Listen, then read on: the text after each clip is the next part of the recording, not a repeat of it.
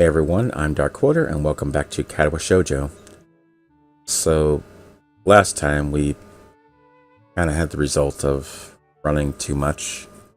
Well, that was the time before last time, really, but everything's kind of a continuation, you know. And we had lunch on the roof with Emi and Rin to make up for making me have a heart attack kind of thing, or whatever. She was trying to apologize, so she invited me to lunch with them. And I talked for a while, had lunch, and then we went back to the classroom, and Mutu kind of chewed me out for doing something stupid like that. And then I saw Hanako a couple times, but for some reason, I decided not to talk to her. Stupid. Hello? I like Hanako. Why won't you talk to her? So then, left the classroom, and went outside, and now Emi is with us, trying to help Rin with her festival project still. So now here we are. The working area is a mess, but the mural itself has taken over even more of the wall since I last saw it. The disfigured human figures have been mostly colored in tones of red, pink, and orange. Weird, imaginary things populating the spaces between. It looks nice. I can't think of any word that would describe the work concisely and comprehensively, so I settled myself on a nondescript nice. But honestly, it seems that the area around the wall becomes untidier at the same rate as the mural progresses. The ground is littered with dozens of paint cans, various art supplies, and empty soda bottles. Rin herself is in the center of this chaos, standing there looking very cozy as if she was a natural part of the scene. Her pant legs have been rolled up to her knees, exposing her thin legs which sport a drying spectrum of war paintings, similar to those on Emi's face. Doesn't look like she has paint on her face, but alright. Emi sprints to Rin ahead of me and gleefully jumps in front of her. I'm back! That was fast. Did you run into the corridors again? Hisao helped me. Emi points victoriously at me. Rin turns around following Emi's finger with her eyes, looking at my general direction. She nods absentmindedly at me. She looks like she hasn't slept since last night. A vacant glazed stare that's focused slightly off me, and movements like in a slow-motion movie. Hello, Hisao. Thank you for the help. Don't mention it.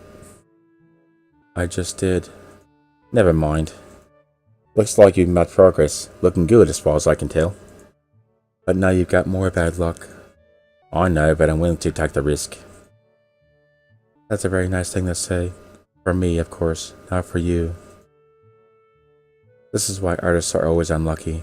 They have to constantly look at their unfinished paintings. So artists can't find romance, their favorite TV shows are cancelled, or they die young because of an unspecified disease. It's a deep and mysterious law of the universe. Unless they are blind. She considers this for a while, looking like she's going to fall asleep. There is a boy. At the art club, you see. Blind boy, so he doesn't see. He should become an artist. No bad luck, guaranteed. Don't you think that would be a good idea? That only blind people should become artists? No, not as such. You might have a point. Abandoning this train of thought, she turns again to consider her work and starts humming a tune that I think I recognize, but I can't remember the name of. Emi arranges the supplies we brought and moves a few paint cans around, trying to bring some organization to the scene. Emi, I need the Prussian blue paint. Which one's Prussian blue? She is staring helplessly at 7 or 8 cans, each with a different tone of blue. It's the one with the Prussian blue paint in it. Geez, Lynn, you're not helping at all. I look around as well, even though I don't know what Prussian blue looks like either. I wonder what blue has to do with Prussia. Or what Prussia even is. The name sounds vaguely familiar, but I can't place it. Well, it used to be next to Russia. I think it was before, like, World War I, something like that. I can't remember really what happened to it, but yeah, I kind of remember Prussia too. Old country. It's not there anymore. While none of the blues look more Prussian than the others, the small print on the labels is legible enough to determine that none say anything about the contents being Prussian. There's no Prussian blue here. We need to go get more then. I have on my mouth to say that actually we're not both needed for such a simple task like finding another pot of Prussian blue, but Emi's already grabbed my arm and started dragging me off. I waved to Rin, who doesn't seem to have noticed that the two of us are even leaving. Well, she'll notice when she goes for Prussian blue and finds out it's still not there. Maybe. Probably not, actually. While I'm busy thinking of how weird Rin is, Emi's been dragging me back to the art classroom. I feel myself starting to run out of breath. What's the rush? Huh? Emi's giving me an appraising look as if she's trying to figure something out. It's just you seem to be in a hurry. Not sure I can keep up. Comprehension dawns on her face. Not out of breath, are you? There's almost an accusing playfulness in her tone. I'm tempted to deny it, but then I realize that I've been breathing heavy since we stopped. I guess it's kind of obvious. A little. Not everybody can be in shape, you know. Takes all kinds, right? Emi frowns. It's not a particularly good frown. Do you know a frown that is good? That is, I should get in shape. Not that I hadn't already decided to try for that. After that flutter on the track, I figured there's a real need to get in some sort of running habit. I was, after all, feeling pretty good until I had my false alarm. Well, actually, I wasn't, but it was fun. Meanwhile, my comment seems to have helped Emi come to some sort of decision. Well, that's it then. She gives me a serious look. You're joining me. I beg your pardon? In the mornings. You and I are now running partners. I've got the routine all planned out. In fact, she produces a crumpled sheet of paper. I got it right here with me. I take the sheet of paper and give it a once over. Times, dates, and laps all laid out. A slow increase from just a few laps a day to... My God, does she expect to have me running marathons? I'm a doctor, not a marathon man. And where did she find the time to get all this together? And how long has she been planning this anyway? Been planning this? A little. But it's really the nurse's idea. He told me to keep an eye on you to make sure you exercise like he told you to. A vast conspiracy. Maybe Kenji's onto something here. It seems a bit much for just keeping an eye on me. Well, to be honest, I've been trying to find a running partner in the mornings for a while now. My God, Kenji, if you could only see the scheme unfolding. What do you need a partner for, anyway? It's easier to keep up a workout if you're not the only one doing it. Yeah, that's for sure. Isn't that obvious? You're less likely to quit if someone else is counting on you to be there, right? I see. And this won't only keep you running, but it'll make sure that I keep running as well. Meaning that I'll be obeying the nurse. And I'll be keeping an eye on you just like he asked. You caught on quick, I say you. And if I refuse... death. I have no intention of refusing, of course. But I've got to at least put up a token resistance to such a masterfully executed plan. Well, if you refused, I'd have to pout. And you'd have to live with being the guy who made Emi Iberzaraki pout. You don't want that on your conscience, do you? As if to demonstrate, Emi begins pouting. It's the most adorable, heart-wrenching thing I've ever seen. Okay, I'll do it. Just don't do that. You're freaking me out. I feel like I just hit a puppy. So it's settled, right? You're going to be my running partner? Follow the workout? And the dietary plan? Dietary plan? Yeah, the dietary plan. You've got to eat healthy if you're going to get in shape, you know. I examine the workout routine closely. I don't see a dietary plan on here. Alright, I forgot to give that to you. Another crumpled sheet of paper is produced and handed over. It's somewhat less detailed. Is she getting this stuff out of her butt or what? I had the nurse help me come up with it. The amount of dedication that the nurse has to keep me in good health is pretty overwhelming. I don't know many school nurses who would get one of their students to spy on me, much less help come up with a dietary plan. Then again, I guess I'm not in a normal school. I mean, that's not such a bad thing. And again, this dietary plan seems to cut out just about everything that'll be offered at the festival tomorrow. So, when does our running start? After the festival. Right after? What if I had something to eat there? I could just get a stomach ache, you know. I meant the day after the festival. I knew that. Wasn't there something we were supposed to be doing? Oh, I guess we should get that paint for Rin, huh? Oh no, it slipped my mind. By the time we get to the paint and get back to the mural, Rin's already wandered off. Oh well. Emi and I both decide to part ways there, leaving the paint on the ground. And then we wander into the forest, never to be seen again. Rin will find it, whenever she comes back anyway. Festival's tomorrow. I'm actually a little excited for it. At the same time, the week's left me feeling pretty tired, so I read a little and then go to bed.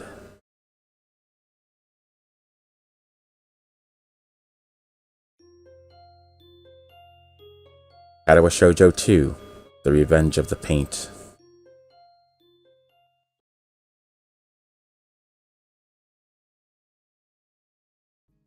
The next day I wake up feeling a little lightheaded. It's almost noon already. Sleeping late is fine since it's just Sunday and there's no classes. Not just a Sunday though, but the festival as well. From my window I can already see some people at the soba booth slinging noodles onto plates for people with a craving for low quality food. I throw back a handful of my morning meds and ponder how to spend the day. There will be a few exams in the coming week, but I don't consider those as ominous as others, so I'm not as worried about them as I probably should be. Is that a good thing? With no urgent obligations regarding education, I should be free to spend the day at the festival as I like. Finishing my morning routine, I exit into the hallway intending to go out and find something to eat. Passing by his door, I decide to see what Kenji's up to today out of impulse. I'm curious to see if he has any plans, since everyone is doing something. Then again, I can picture him having built a soundproof shelter in his room. Or possibly something like a fort, complete with a "No Girls Allowed" sign, and with the girls crossed out and body crudely scrawled underneath it. Knocking on his door, which is luckily devoid of any kind of sign, I hear again the unsettling clicking of at least 10 locks being pulled back. The door opens up a crack. "Who is it?" "You're supposed to ask it before you open the door, dummy." "Oh, it's you. Damn, it's early." "It's not really that early." "What is it, man? You got some more money for me?" "Nothing, I was just gonna ask what you were going to do today." "Half the school is out there already." "Hey, what the heck, Kenji?" "Out where? Why?" "What?" What? Is today special? Why are they there? Who are?" "I can hear them. It's loud. Don't tell me. Has the invasion begun? Are the women coming to attack?" Suddenly looks more alarmed. "What day is it, man?" "Yeah, I guess you can't see the wooden booths outside and people selling stuff." "What the hell are you talking about? I have my curtains closed at all times to thwart the snipers."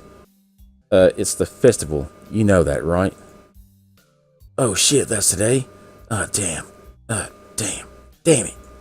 Can't believe I forgot. I don't have my fort finished yet. This is bad. This is gonna be a very bad day. It's good you told me this, man. This is gonna be a bad day." "Why?" "Oh man, they're gonna be everywhere. The people, outside my window, socializing, murdering me with their socialization." Kenji rubs his temples nervously, suddenly looking very ill. "It's going to be loud as hell. Damn, and I was gonna go out today, but now it's ruined. Everything is ruined. This is awful. This sucks. Why the humanity? What the hell? This really sucks. I can't go anywhere now. There's nowhere to run." Kenji seems nervous. You could even say he's majorly freaking out.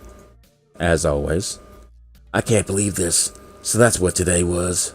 Damn it, I couldn't even prepare for it. I couldn't even brace myself, and now it's here, and I can't do anything. You should have told me this earlier, dude. I mean, at least, I know, but I could have known earlier. Imagine what I could have accomplished. Now I'm gonna die. What are we gonna do, man?" "Sorry, I thought you knew. So I guess you're not going to do anything today?" "The weather is even good. Yesterday was really windy, so I thought today would be cold. It's not though, so there's no reason to just stay inside. Yeah, you should check the festival out." Kenji groans and covers his face with his hands. No, I can't do it. They'll eat me alive out there. I know it." That has to be a joke, but he said it with such a straight face. Relatively straight. "What are you gonna do? We should hang out in here. You can help me build my fort. We might still make it if we work together. By the way, it's made out of pillows and cushions. That's cool, right? And we're gonna be right next to each other. Real close. I mean, you don't mind, right?" "Oh, I wonder. I'm kinda hungry, but I might eat this deal that I try to take better care of myself. Be healthier, you know. Don't know if I should stay clear of the takoyaki or head straight in." "Deal? Sounds ominous. So what are you getting in return?" "Nothing, I guess. It's not the kind of a deal. You know, Emi, from a year, we kinda agreed to watch each other's backs and..." "Ay!" The shrill scream and the expression of abject terror in Kenji's face chill my blood. It's as if I told a Catholic priest I sold my soul to the devil. "Her! You sold your soul to the devil and didn't get anything in return? What the hell's wrong with you, man? Do you know who you're dealing with? She's a public health danger. Do you know how many people she sends to the hospital monthly with her carefully placed flying tackles? She's one of them, a key player in the vast conspiracy that aims at the complete submission of everything that is manly. I can't believe what I'm hearing. I trusted in your judgment, man. I thought we were brothers. Even more than brothers. Friends. Friends with benefits. You have to call it off before it's too late. This festival, too, is just one of their ploys. He fingers his scarf nervously, faster and faster like he's trying to start a fire, then slowly begins to calm down once the panic attack finishes running its course. I'm going to have to find someplace to hide in, a safe haven, a pocket universe even, and then knock the lights out of myself so I don't have to experience this horrible day. By the way, would you knock my lights out for me? I can't do it myself. I'm unable to self-terminate. I have the perfect thing for that. I must prepare now. Don't go to the festival. You're gonna die. Okay. Later, dude. The door slowly closes with a loud creak, and I don't know how to feel about what Kenji just said. It's kinda unsettling, and now I start to feel doubtful myself. Should I bother going?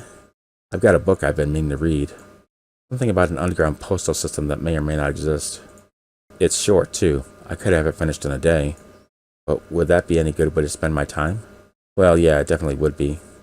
I suppose that it would probably be a better idea to head outside, see the festival, try to integrate with all the other sideshow acts. Honestly, I should at least make an attempt to keep up the somewhat friendly personality I've had the past week. Maybe get something to eat, my stomach suggests. It's almost lunchtime. I could at least grab something from one of the stalls outside. Does it cost anything? I'm soon outside, surrounded by various students and people who may or may not be their parents. Every so often I catch a glimpse of someone who clearly just came up from town for the promise of a festival. They're easy to spot. The ones who can't stop staring, and behind their eyes you can tell they're thinking, now what's wrong with this one? I almost want to yell at them. But at the same time, can I deny that I've been doing the same thing all week? A wave of something that like disgust sweeps over me, guilt for my own narrow-mindedness. I push the thoughts aside, concentrating on the pangs of hunger that burn my guts like a wildfire. That looks good.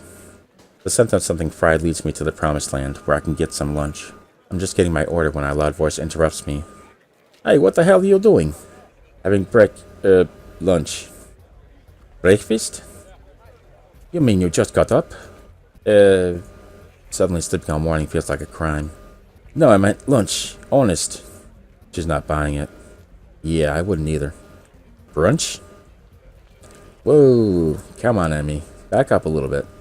That's not a healthy breakfast at all. She snatches my food out of my hand and glares at me. What the hell is this girl doing? Hey, that's my breakfast. What happened to it being your lunch? That's my... whatever, it's my food. Emi places her hands on her hips and begins lecturing me. Did you really forget your dietary plan already? You need to be more conscious of your health, Hisao. What about your heart? My heart's fine the way it is. Mostly. All I get in response is a roll of the eyes. I doubt that. You wouldn't be here if that was the case, would you? The girl's got a point, of course, but I'm not about to concede it. Not that bad of a heart. Certainly I can handle a little grease now and then again. Yeah, sure, and I handle a little running just fine, too. Emi seems unconvinced. Not surprising, as I haven't even managed to convince myself. Maybe, but if you're not sleeping the day away all the time... A devious look suddenly crosses her face. Of course, if you'd been following a routine from the beginning, you wouldn't be in this situation. Hey, I've had a pretty eventful week, you know. For example, I almost died, and I was a load of many people, and then I was on a roof for a while. Which is no excuse for slacking off, you know. A little near-death experience is no excuse for skipping basic exercise. Like running in the mornings. She nods as if something important has just been decided. So it's settled then.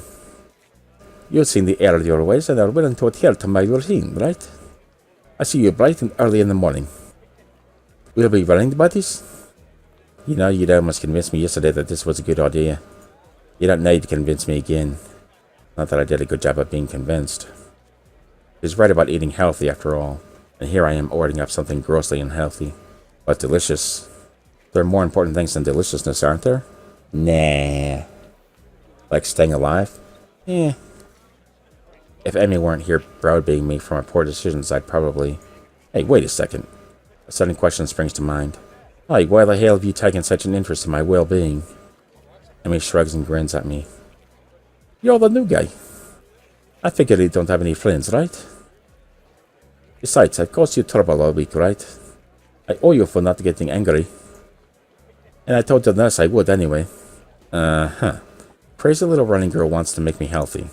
Well, I suppose there are worse fates. Okay, that sounds fine.